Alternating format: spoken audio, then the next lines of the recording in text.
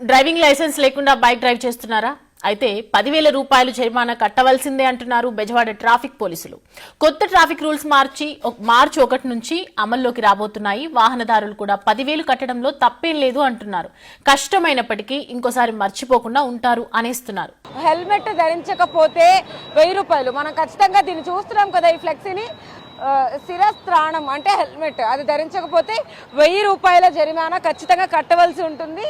వెనుక కూర్చున్న వ్యక్తికి కూడా ఖచ్చితంగా శిరస్త్రాణం అనేది లేకపోతే 1000 రూపాయలు. ఇప్పటి వరకు కూడా డ్రైవింగ్ చేసే వాళ్ళకే 1000 రూపాయలు జరిమానా. ఇప్పుడు వెనకాల కూర్చున్న వాళ్ళకి కూడా హెల్మెట్ లేకపోతే జరిమానా అనేది ఇక్కడ ఖచ్చితంగా.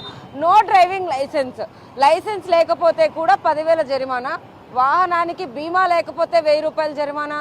రెండోసారి పట్టుబడితే కూడా 2,000 రూపాయల జరిమానా. శబ్ద పొగ కాలుష్యం చేస్తే 2,000 నుంచి 4,000 రూపాయల జరిమానా. డేంజరస్ పార్కింగ్ 1,500 నుంచి 3,000 రూపాయల జరిమానా. రేసింగ్ ఓవర్ స్పీడ్, ఎక్కువ స్పీడ్తో కనుక వెళితే 5,000 రూపాయల జరిమానా. డేంజరస్ డ్రైవింగ్ చేస్తే 10,000 రూపాయల జరిమానా. మైనర్ డ్రైవింగ్ అంటే 18 లోపు ఎవరైనా వయసు ఉన్న వాళ్ళు డ్రైవింగ్ చేస్తే 1000 రూపాయల జరిమానా. ప్రయాణికులను రవాణా వాహనాలలో ఎక్కిస్తే మనిషికి 200 రూపాయలు.